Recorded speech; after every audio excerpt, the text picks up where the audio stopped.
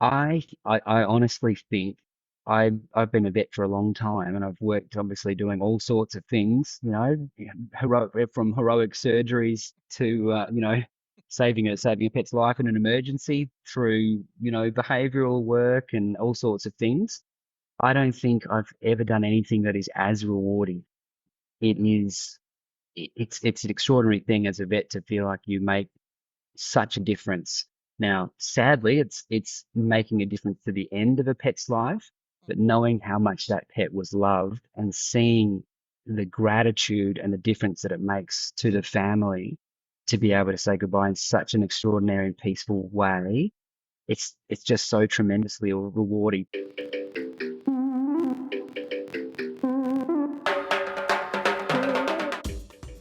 Hello, humans and puggies. Welcome to the Pug Life Show, brought to you by Pug Parties. Because your pug deserves to be the best dressed at the porty, and you can check out their outfits at pugparties.com.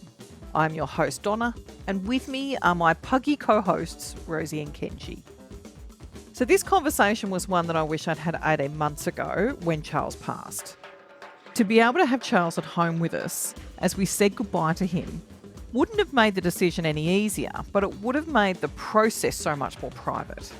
I'm not saying that the process at a vet isn't compassionate or thoughtful, but not having to walk out into a waiting room full of healthy dogs with my cheeks still wet from crying to pay the final bill is a much better way to start the grieving process. I know that when the time comes, I will be giving Rosie and Kenji the opportunity to say goodbye from the comfort of our home. And I think you'll be considering it too once you listen to what Dr Tom Milton from the Kindest Goodbye shares in this episode. But before we zoom in, I want to remind you to subscribe to our newsletter in the show notes so you get advance notice of our next episode and much, much more.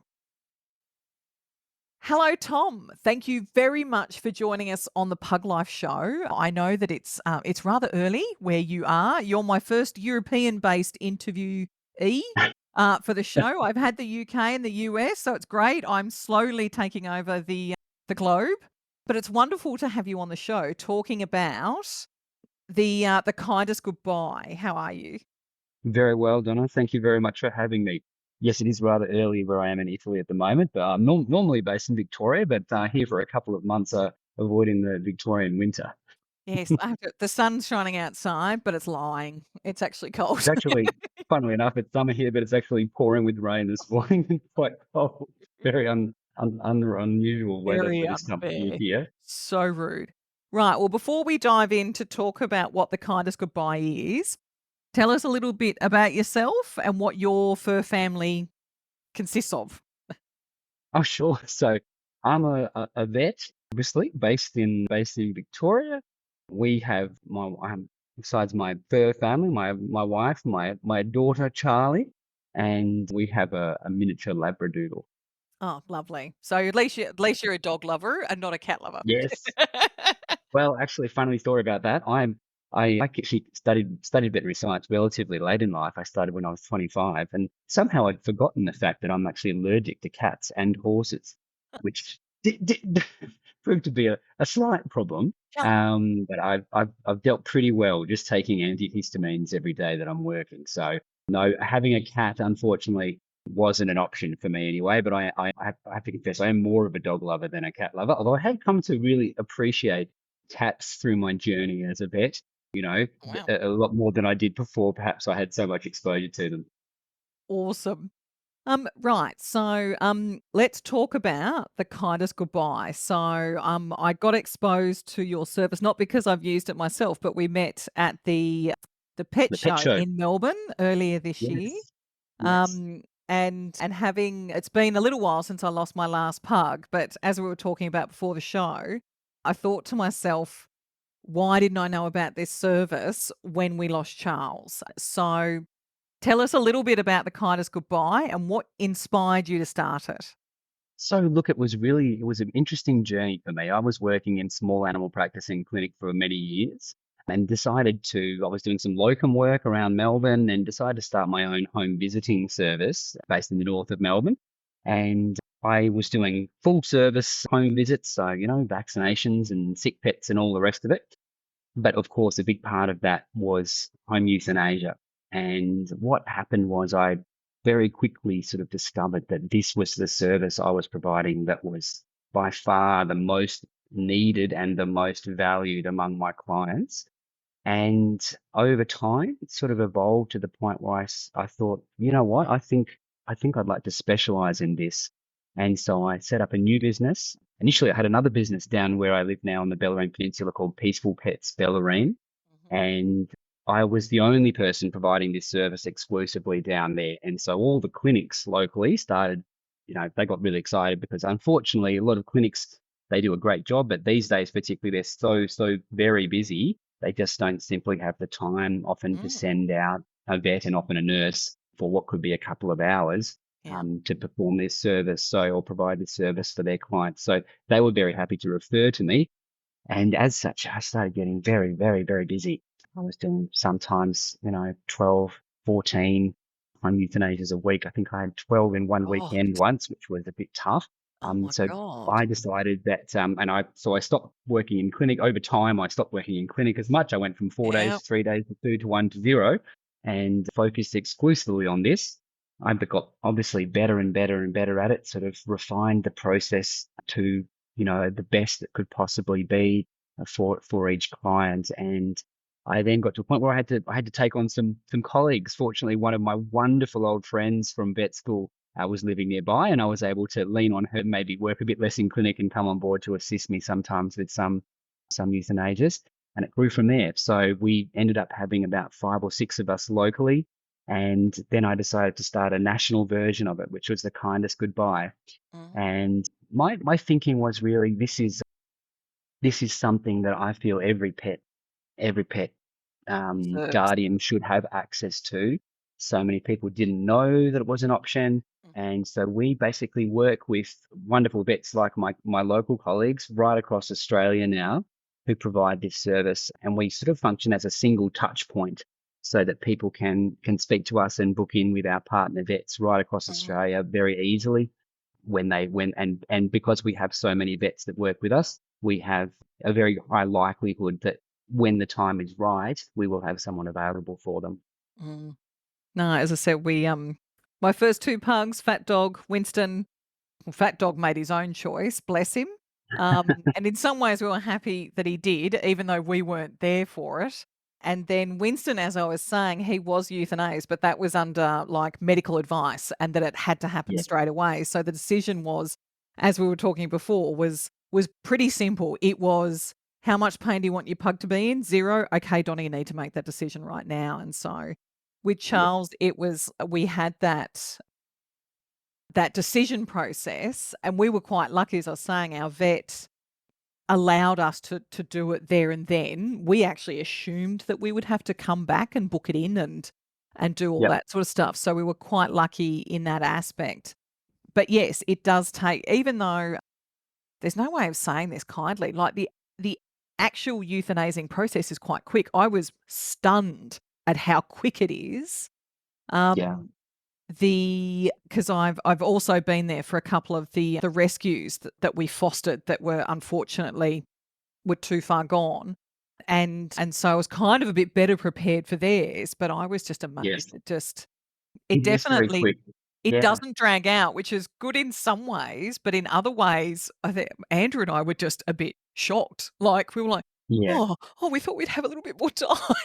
Of course. So look, we always warn families about that. So the actual euthanasia injection itself, it literally takes, depending on the size of the pet, between 5 and 20, maybe 30 seconds, an absolute Yes, it's maximum incredible. for the pet to pass away. However, we do, and all our vets do a two-stage process.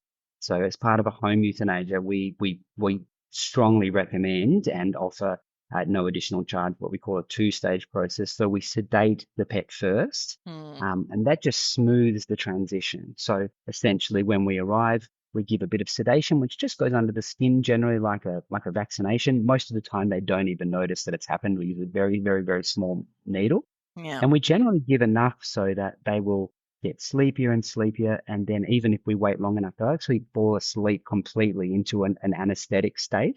Yeah. And that just means that they don't have any stress at all at any stage of the process. So there is a bit of a longer period of, I guess, saying goodbye with a home euthanasia through us. But as long as families understand that process in advance and know how it's going to proceed, we find that that is the most peaceful and stress-free experience that they and their pet can have. I agree. I've experienced both. Charles was two-step, and even then, sounds terrible. Even then, it was too quick. Um, Yeah. but when there was no sedation, it was, and I was there. It was with one of our fosters, and it was so quick. Like 1 minute I'm holding her, and the next minute she's a weight in my hands, and I Mhm, just mhm. same thing again. Like it was the second time I'd done it, and I just sort of went, "Oh my god!" Like what happened? Like it was just, and I'm retired military. I've seen things, and it just, and I think sometimes when it's our own pets, it doesn't matter. Like, it doesn't matter how it's done. It's just always a shock. I don't think I'm ever gonna be ready for any of my pugs to go, but I can vouch the two-step process was definitely great for us. Like, Andrew was cradling Charles, his head in his hand, and it just, and I don't know if other families have done this, but we decided to end up taking that photo because to us Yep.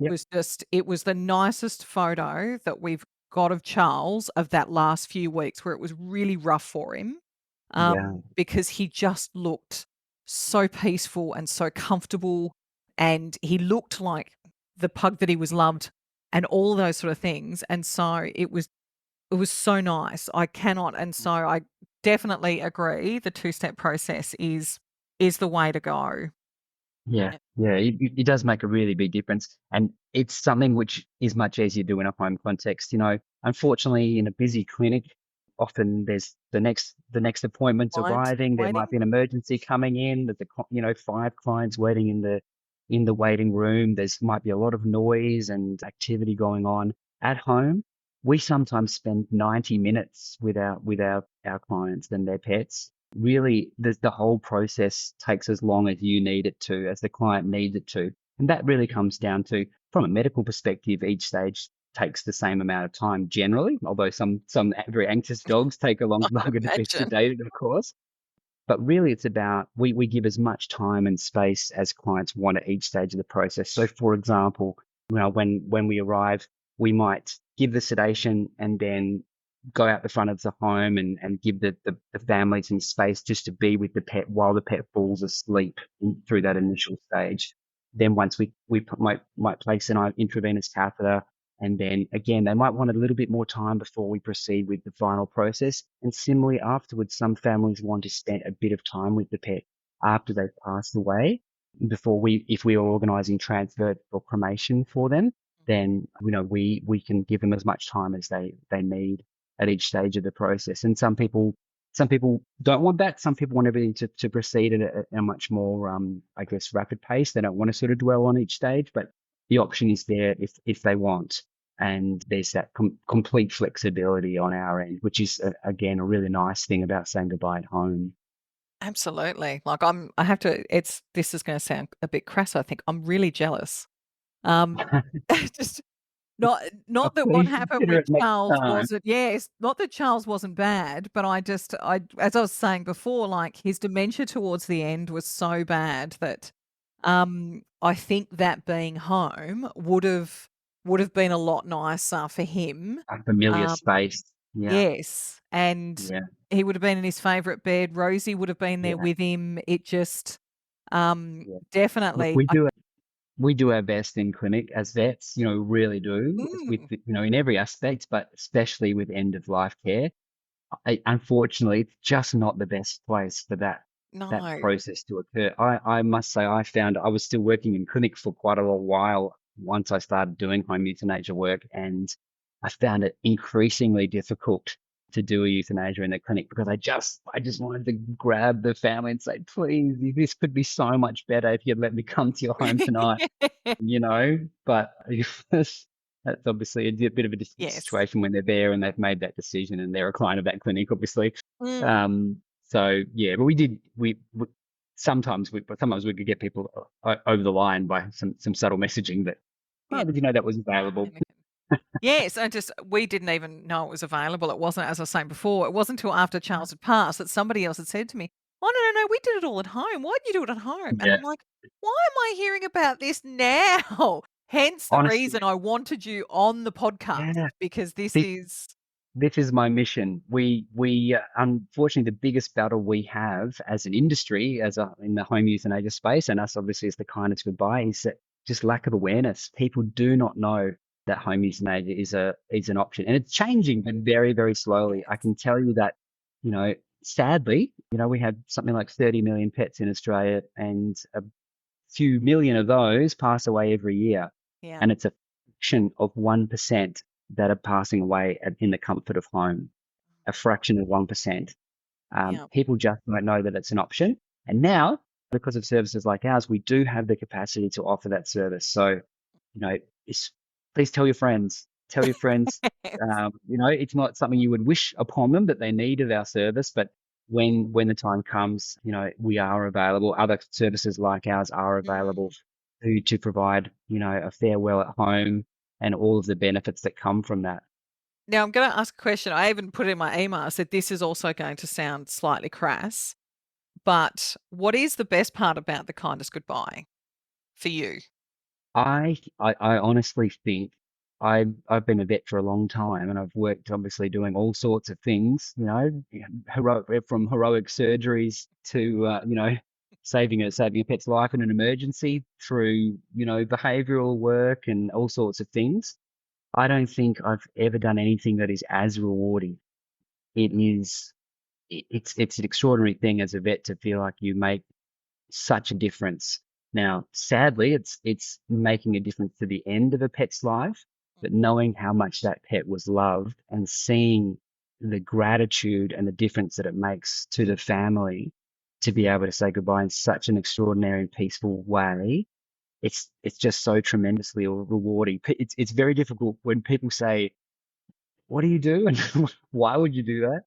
It's it is tremendously, tremendously rewarding. I mean, if you have a read of some of our reviews, they'll literally bring you to tears. The difference that it makes to people is quite profound. And as a vet, sadly, you often don't get that sort of positive feedback. In a clinical context, sadly, we get a lot of complaints, and all the vets I know are amazing people, and they all do their absolute best in every context. Working within the confines of the clinical environment they're in. But we just get 100% love and gratitude Mm. and positive feedback. It's wonderful, and we always share all of our reviews with our vets because it helps. This is hard work. Yes. It is hard work, It and it's is. I'm emotionally very I'm difficult. tearing up now. You probably can't Yeah, obviously hear it in my voice, but I just every time I think about every one of my pugs that's passed and the experiences that we've yeah, had with them, they've gotten more positive as the years have gone by. yeah. Um, but my pugs are my kids. Like most pug parents out there and dog parents, being able to give them that one thing that you can that lets them know at the very end that you love them so much that you are willing to do this no matter what. I That's just right. And and they it's not can't an do it easy for thing. themselves. They can't do it themselves, and we're in a very unique position of having to make that choice for them. And that's most of the time. Very few pets in Australia pass away of what we would call natural causes. Like there's sometimes it does happen. Sometimes it does happen. I should mention actually, we also provide a service to collect pets in that circumstance now. In That's something which has happened in response to demand because we get a lot of Yeah. calls from families where their pet has passed away at home. But honestly, sharing that experience of saying goodbye to a beloved family member with people is it's a profound thing, and you get this bond with the person. We get people hugging us and crying, and you know it's it's a very emotional thing to go through, but it's extraordinarily rewarding. No, I couldn't do it. I have to admit, like I'm a tough lady. I'm not I didn't actually mention before I'm incredibly sleep deprived. Two of my pugs were throwing up until 2 o'clock this morning. I've got four. Yeah. And I can clean up vomit. Vomited on me, vomited on each other. So was washing pugs at 1 o'clock this morning. But I couldn't do what you do. I think I would spend most of the time crying myself because all I would be doing would be putting myself into the shoes of that family It while is it, look, doing it. it is difficult emotionally, and we do shed tears sometimes. But ultimately, we're there to be strong for the family. You know, it's not about us; it's about them and their experience. That doesn't mean that it doesn't affect us quite profoundly sometimes. No, it's just a beautiful, beautiful, beautiful puppies. So Mm. my next question, because I'm sure my listeners are probably thinking, what's the difference between what you do and what I get from a vet or a funeral home, for instance? Like, because you obviously provide the inverted commas end-to-end service, Yeah, yeah, that's right. So, well, I mean, in terms of the clinical location. experience, yeah, the location is a big thing. So, I mean, the benefits of a home euthanasia, there's a lot, but so one thing is privacy, as well as sort of coming into a clinical environment, you know, where there's other people around. Home, you're in your space. Your pet's in their space, but you're also in your space. There's as much time as you need, and the only person that's not a part of their family, your family, is us, is the vet.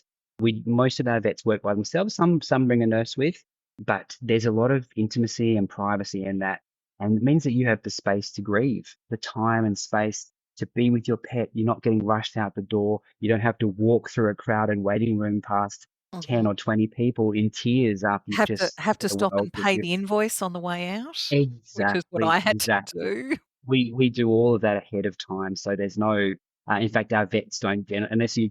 Some clients want to pay cash, and so that's the only reason they would handle anything with the payment side of Yeah. things. But generally, all of that is done before the visit occurs. So you know, the privacy, the time and space that is afforded, as I mentioned, at each stage of the process. We can literally be there. Some of our vets have even been up to 2 hours. Now that's really, really unusual, but does happen. And that's generally, it's always in response to what the client needs. So as part of our service, we also send out a pre-visit questionnaire because not everyone's the same. Some people, we do home visits where the client actually doesn't even want to be there. They want to go out and Oh, be somewhere wow. else in their house. Well, And that's that quite I can unusual, but understand. it does happen. You know, sometimes it's just too much for them.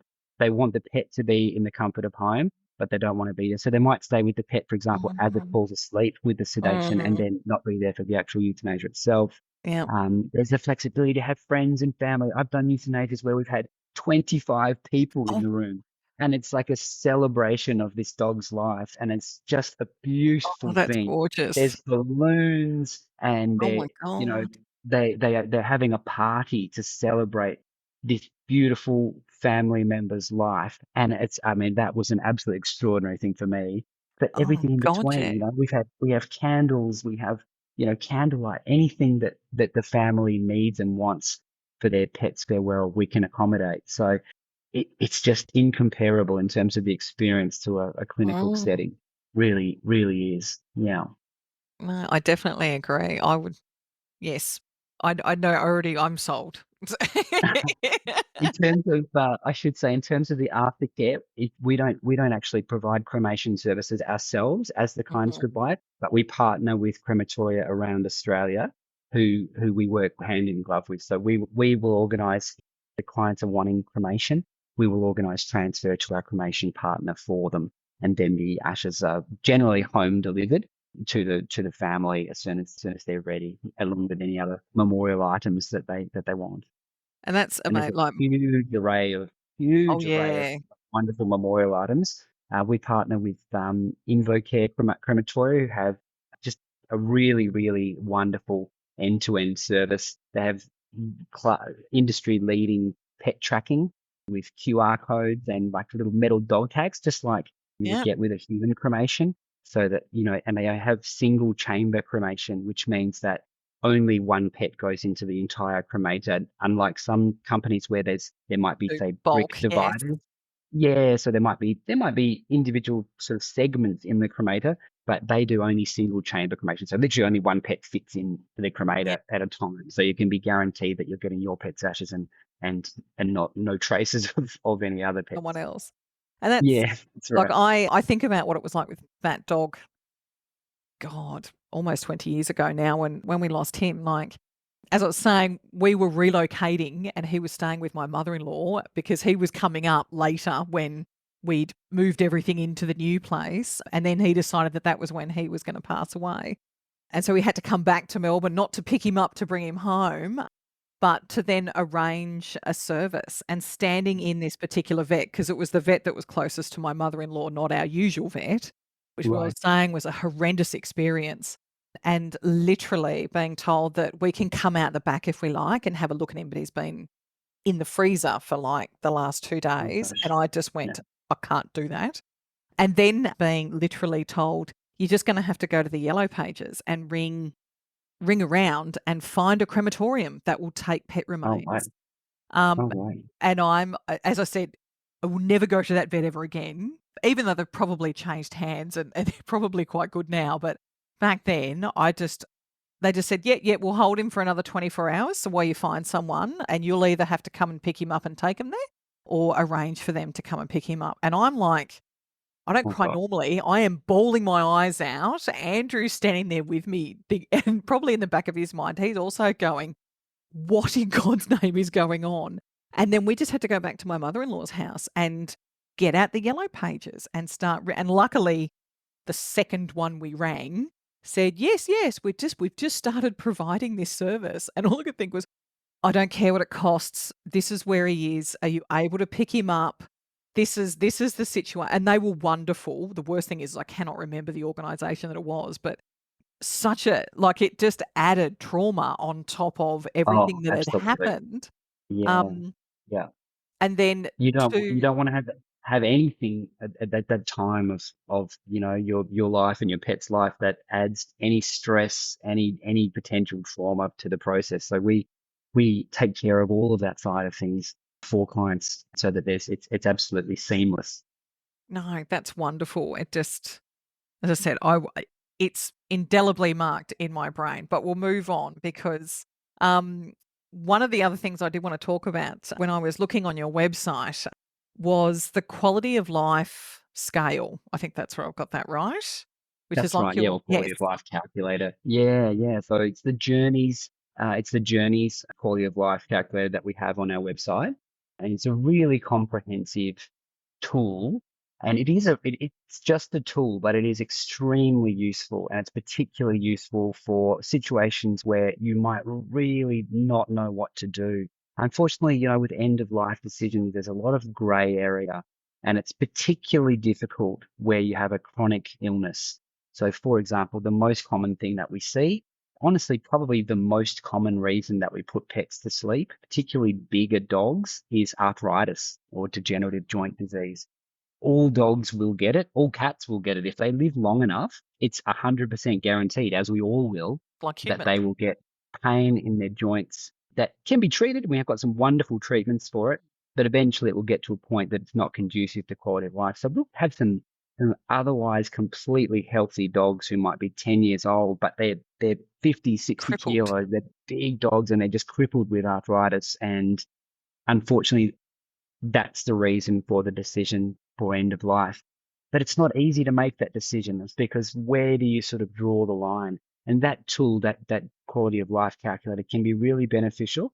And we were having a bit of a chat, Donna, before we started the podcast about dementia and your history Yes, of that with one of your pugs. And that's also a really, really difficult one because there can be quality of life factors that are affected there, which you might not have thought about. So the quality of life calculator also includes your quality of life, how your pet's condition is affecting your quality of life and potentially your relationship with them.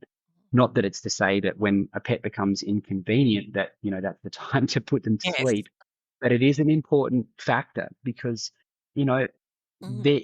your experience of being with your pet affects their experience of their life.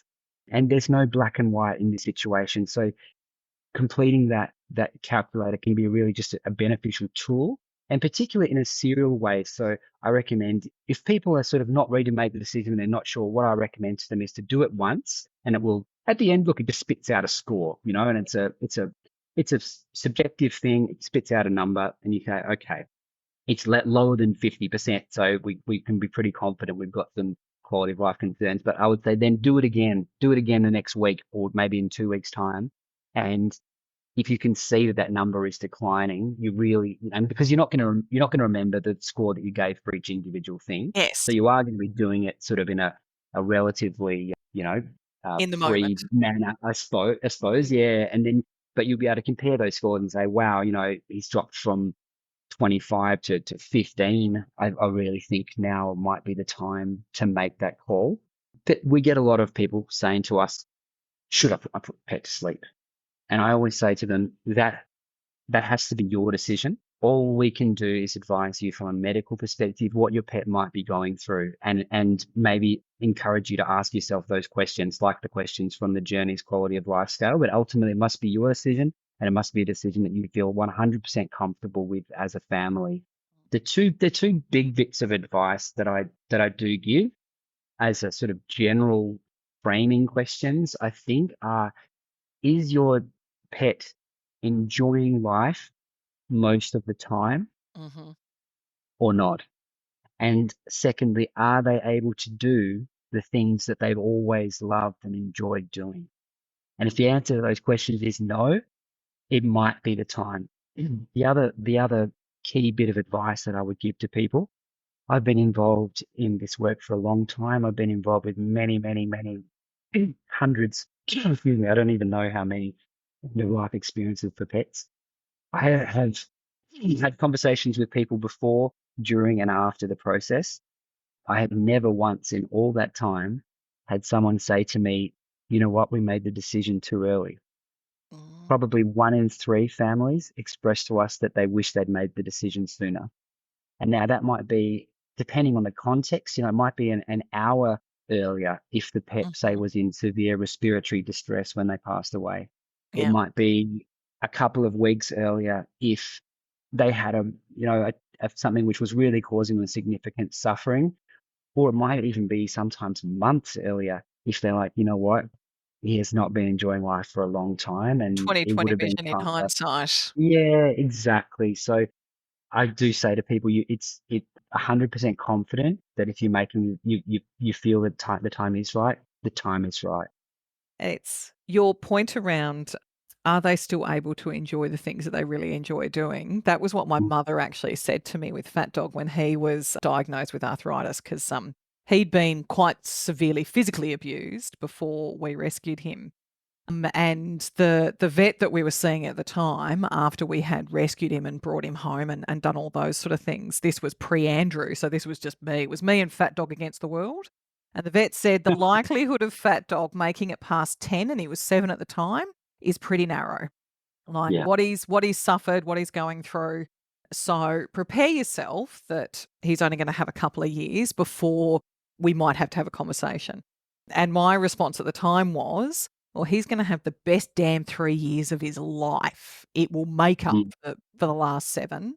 But as I said, he died at 14 on his Wow. own reasons. Like it just, so he had a damn good 7 years, not 3. Um, Yeah. but in that last 12 months, the arthritis was actually getting quite bad. Yeah. And so I was tossing up whether or not to put him on anti-inflammatories, because I knew that eventually the anti-inflammatories will end up packing something else in his body, or they'll just stop working. And I rang my mum crying, going, am I doing the wrong thing? My mum's a psychologist, so you can imagine I'm really going, you are my mum and you're also a professional. Am I doing the wrong thing by putting him on these anti-inflammatories? And her response was, what does Fat Dog do for you and what do you do for Fat Dog? And I said, what are you talking about? And she said, what does he do on a daily basis? And I said, well, he sleeps and he gets up and goes for a little bit of a snuffle around and he has dinner and he lies on my lap and we watch TV. And she said, well, the anti-inflammatories make that a bit nicer for him. And I'm like, well, yeah. And she said, I think he's going to be okay. And and it was just, and probably in the back of my mind I already knew this, but it just took for somebody else to say to me, what is he like? Does he sprint down the road? No, this is Fat Dog we're talking about. He's living the good No. life. And it Yeah, was and he and was, it and that was to him.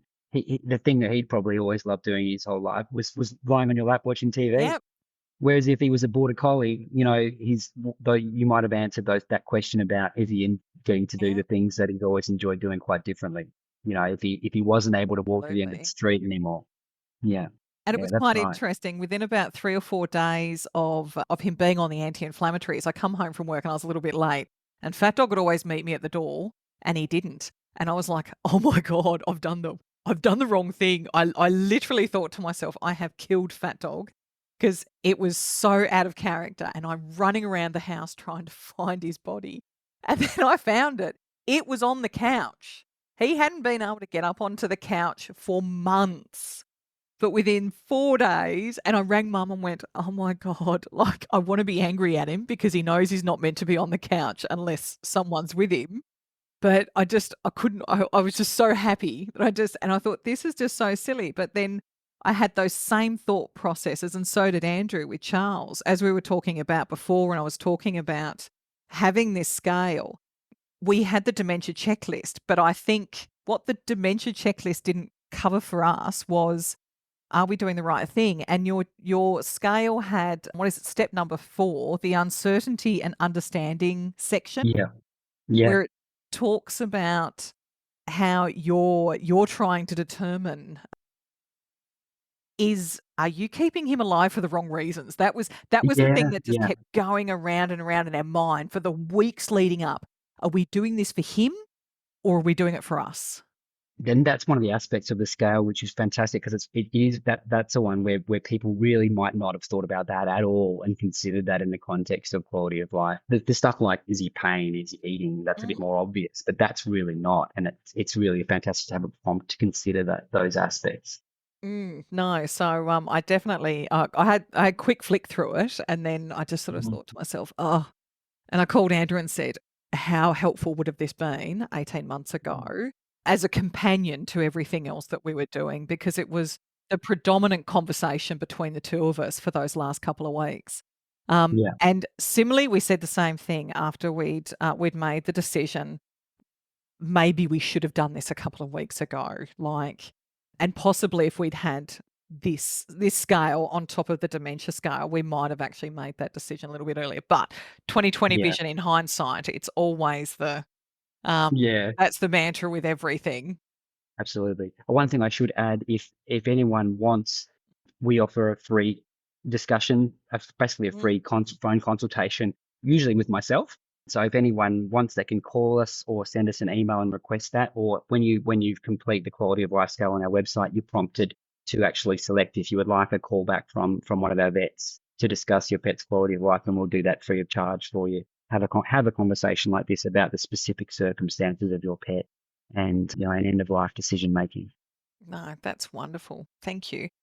My last 2 questions, they're a bit more businessy, which is probably a Sure. good thing because I've been on the edge of tears about 2 or 3 times. So it's probably a good thing that I gather my strength for the last 2. So, you're currently Australian based, and if I remember, all over Australia, pretty much, predominantly? Yeah, we're not in the Northern Territory or Yet? Tasmania as yet, but everywhere else in Australia. So we cover the vast majority of the Australian population. So the whole of Perth and surrounds, Adelaide and surrounds, Victoria. We cover all of Melbourne, Geelong, some of the Western District around Ballarat, the entire Mornington Peninsula, up in New South Wales, all the way from south of Wollongong and the Southern Highlands, all the way up through Sydney, Central Coast, and Newcastle, and then extending right up into the Northern Rivers region and into the Gold Coast, Brisbane, Sunshine Coast, as well as Canberra and surrounds as well.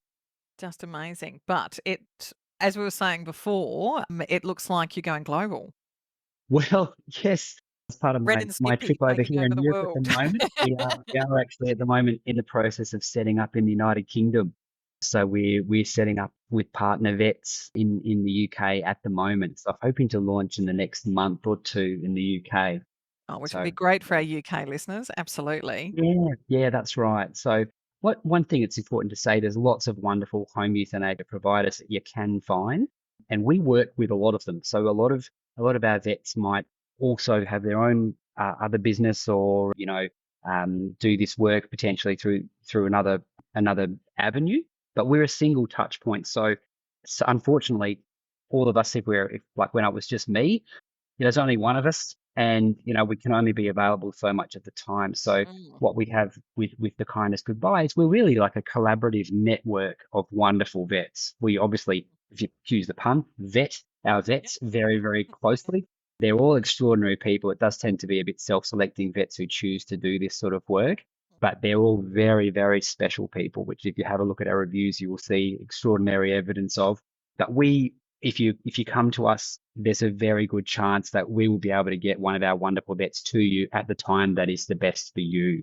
And that's the sort of a really Awesome. critical factor, because it might be an emergency, or you might have time restrictions and things, or you might only be able to have everyone in the family there at a particular time.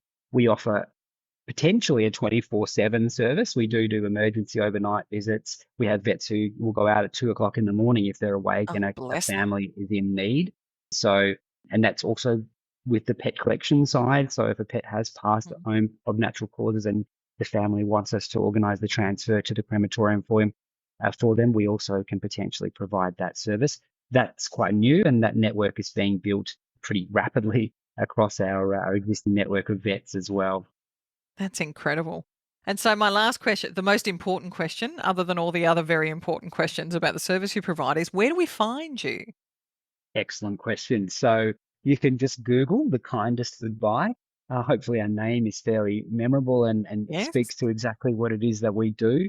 But our website is thekindestgoodbye.com.au. Now, importantly, we do have online booking available. So some individuals don't feel, I guess, able to have a verbal conversation at what might be an Mm. extraordinarily emotional time, and that's fine. We do have an online booking system where you can see our availability and potentially book in at any time, 24/7, or of course you can call us. So the website is thekindestgoodbye.com.au, and our phone number, we have a 1300 number. We have 24-hour phone answering as well. So we have some wonderful staff based in the UK who Wow. will answer in the wee hours of the morning.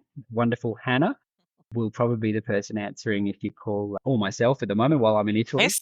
Um, if you call at 3 o'clock in the morning, you'll probably get Hannah. So our phone number is 1300 799 452. And as I say, you can call anytime. If for some reason we can't answer and we're on the phone to someone else, perhaps we will call you straight back. And you're also on Facebook and Instagram. Yes, I of saw. course. Yeah, Facebook and Instagram. So you can also send us a message through those channels should you wish. We have an online inquiry form. We also have a request form on our website. So if perhaps you are looking at the time upcoming and you just want to get like a price and some further information or check availability, then you can also do that through that form. I also should say we have set pricing. So we have fixed pricing for weekday and after hours appointments, which is available on the website, and it's all inclusive. There's no hidden costs. There's no extra costs that you might find with some other services. What you see is what you get. It's very upfront, very straightforward. No, that's wonderful, Tom. And as we were saying before, like, who wants to pay an invoice as you're crying walking out the door?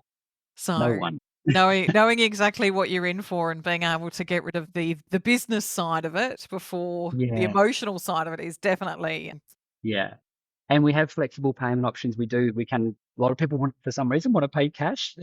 We also accept card payments. And if people need, we can also provide Zip Pay or Vet Pay, importantly. So, and that goes for the cremation side of things as well. So if people are maybe, a bit tight financially at the time and need to maybe spread the payments over time, they can make use of those avenues. That's incredible. Thank you so much, Tom, for coming on the show. I really, really do appreciate it. It's been a wonderful conversation, and I think there are so many things that my listeners are going to get out of this, notwithstanding the beautiful service, that scale, definitely, definitely a game changer when you've got a senior Mhm. pug that you're not Yeah. 100% sure whether you're doing the right thing or not by them. So thank you so much for your time. You're very, very welcome. Thank you so much for having me on, Donna. Hopefully, we can get you back on when you've expanded to the US or Yeah, well, wherever else. that will be next tab off the rank, I suspect. We do actually have a lot of website visits from the US, so there's obviously a big need in that market. So I'm sure in the fullness of time that may well be something we're considering. That's awesome. Thanks for now, Tom. All right, thank you, Donna. Thank you so much for joining us today for this important conversation. No one wants to think of their puggy passing because we always hope that they will live forever. But when the time comes, being able to help them pass over the rainbow bridge in a familiar environment with their forever family has got to make it better for them. Have you used an at-home service like the Kindest Goodbye? We'd love for you to share your experiences over in our Facebook group, Living the Pug Life. And if you liked the episode or you think someone else might get something out of it, please share it, as well as leave a review with your favourite podcast hosts so more pug parents can find us and join in with the conversation. It only takes a couple of seconds to give us a 5-star review, and it goes a long way to helping other pug parents find us. So until next time, thank you for joining us. Have a pawsome week, and humans, be generous with the snackies.